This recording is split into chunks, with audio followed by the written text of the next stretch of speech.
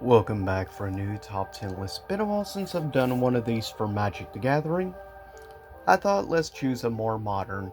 In fact, let's look at basically what duked it out as my favorite set of 2024. Let's check out 10 of easily my favorite rares slash mythics for Duskmourn, House of Horror. First up, one of two honorable mentions. So, with that said, allow me to introduce Enduring Courage. A quite interesting card. It's costs 4 to bring out. 3/3 enchantment creature. Whenever another creature you control enters, it gets +2/+0, gains haste until end of turn. Also, when Enduring Courage dies, if it was a creature, return it to the battlefield under its owner's control. It's an enchantment. It's not a creature. Definitely a great card in my personal opinion, and I think this card, frankly, I'm surprised more people don't talk about it. It definitely has some untapped potential, I think, in certain types of decks. I definitely see this card being useful in Commander, I would say, more so than Standard. Other honorable mention.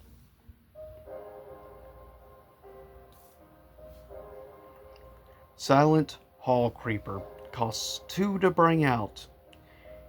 Enchantment creature, which is kind of a thing for a lot of my favorite cards in this set specifically. Horror, of course, it's a 1/1. Silent Hall Creeper can't be blocked, first of all, which is nice. Whenever Silent Hall Creeper deals combat damage to a player, choose one that hasn't been chosen. Different options. Put 2 +1/+1 counters on it. Option 2, draw a card. Option 3, this becomes a copy of another target creature you control. Definitely nice, and for the fact it only costs 2 to bring out, I actually could see maybe multiples of this being used in a standard deck. Possibly. Definitely has some untapped potential, I believe. And for its cost to bring out, it's quite good. First up at number 10 is a tie between two separate cards. The first of the two tied at 10 is a pretty cool mythic. Dollmakers shop slash, of course, gallery. Enchantment Room. Whoever one or more non-toy creatures you control attack a player, create a 1/1 white toy artifact creature token. Also, once you unlock the other, creatures you control have basic power and toughness equal to the number of creatures you control. Quite good. Though part 1 only costs 2 mana to use, while the second costs 6 mana. Definitely costly, but I do believe the abilities definitely help quite a bit. Tied with it, easily one of my favorites from the set, Unstoppable Slasher. Costs 3 to bring out. It's a 2/3 zombie assassin. It has Death Touch, which is definitely an automatic, nice, useful ability. Whenever Unstoppable Slasher deals combat damage to a player, they lose half their life. Rounded up. When Unstoppable Slasher dies, if it had no counters on it, return it to the battlefield tapped under its owner's control with 2 stun counters on it. So you see why I love this card so much. I definitely think this card could be more useful possibly in standard as multiple copies, and definitely quite useful, especially if you're into zombies. Coming in at number 9 is a pretty cool little card. Demolisher Spawn. Love the artwork on this. It's a cost 7 to bring out. It's a 7/7. It has trample and haste. Plus also, whenever Demolisher Spawn attacks, if there are 4 or more card types among cards in the graveyard, other attacking creatures get +4/+4 until end of turn. Quite a nice little ability. I could actually see this probably being better in possibly Commander more than anything else. Definitely has some potential. Coming in at number 8. Demonic Council. Quite a nice little card. Costs 2 to use, sorcery. Search your library for a demon card, reveal it, put it into your hand, then shuffle. Also with Delirium ability, if there are 4 or more card types among the cards in your graveyard, instead search your library for any card, put it into your hand, then shuffle.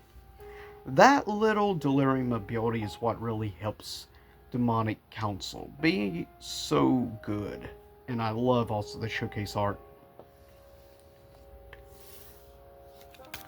Coming in next at number 7.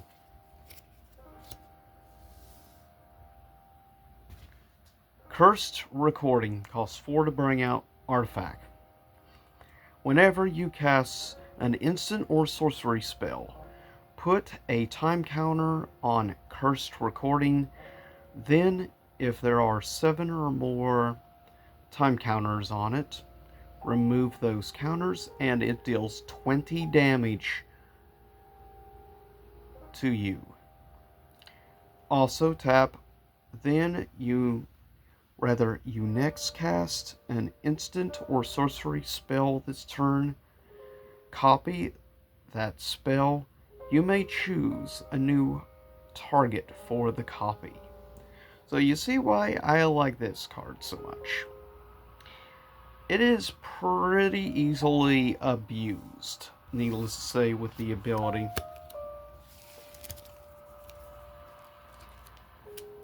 With that said,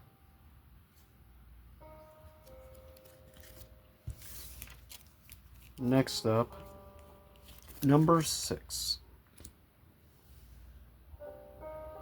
A nice little card, costs 3 to use. It's a 3/3 Screaming Nemesis. It's a spirit creature, mythic obviously. Has haste, which is always nice. Whenever Screaming Nemesis is dealt damage, it deals that much damage to any other target. If a player is dealt damage this way, they can gain life for the rest of the game. So yeah, this is a very easily abused card, needless to say. And the fact, just to bring out, it's only 3 mana with haste is nice in at 3/3, but its ability is really where it shines. Frankly, I think, honestly, this set, Duskmourn, is easily one of the most broken sets, arguably, of 2024. Outside of maybe a little set called Modern Horizon 3, but I actually will argue I think this one has more untapped potential. Coming at number 5 is an Elder Demon. Definitely artwork-wise and stuff is easily one of my favorite creatures, design-wise, in Duskmourn. Costs 9 to bring out, very pricey. It's a 9/9 legendary creature. It has flying and lifelink, which is nice. Plus it has the ability Ward. Sacrifice 3 non-land permanents. If a card you didn't control would be put into the opponent's graveyard from anywhere, exile it instead. Also, during your next turn, You may play cards exiled with this. If you cast a spell that way, pay life equal to its mana value rather than pay its mana cost. So, like, at the same time, it can hurt a little with that ability, having to sacrifice life to use it, but I would argue there is definitely some real potential with this card.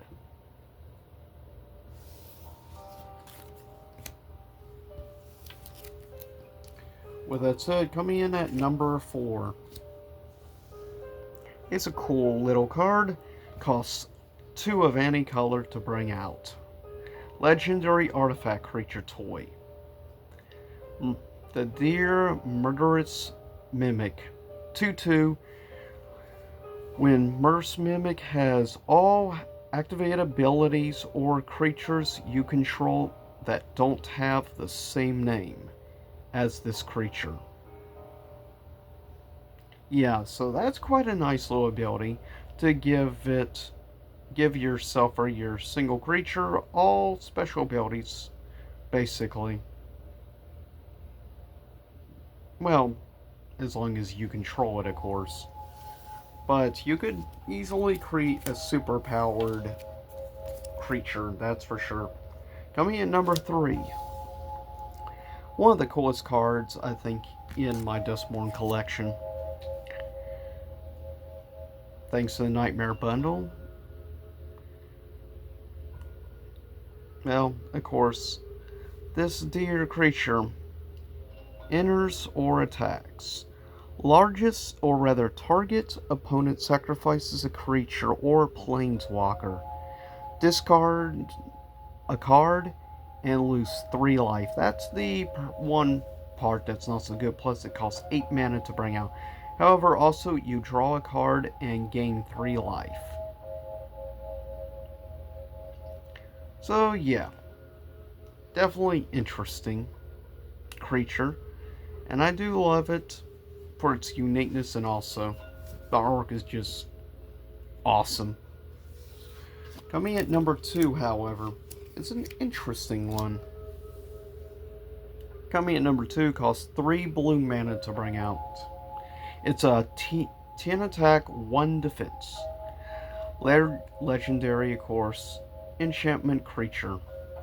The Mind Skinner. Interesting creature design also.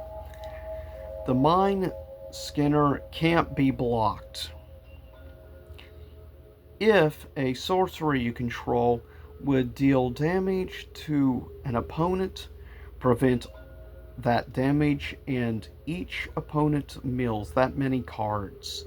The fact it has 10 attack for 3 mana is insane, but I think the fact also it can't be blocked, and given its other ability, makes this card very OP. And man, if you have a bunch of these, man, you could destroy somebody pretty quick. Tied at number 1 is between 2 different Overlords.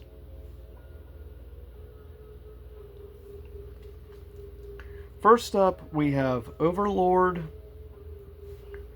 a specific one. This Overlord, which costs 5 to bring out. It's a 5/5 enchantment avatar horror. Also has impending 5. Pay 2. Of course, if you cast this spell for its impending cost, it enters with 5 time counters and isn't a creature until all the last is removed at the beginning of your end step. Remove a time counter from it. Whenever Overlord enters and attacks mill 4 cards, then you may return a non-avatar creature card or a planeswalker card from your graveyard to your hand. So, pretty good. Then we have the other one that is legit broken. My dear Overlord of the Haunt Woods. So happy in fact I have 2 copies of this card. Costs 5 to bring out, same cost as the other. Has impending 4, of course. Then it's also a 6/5.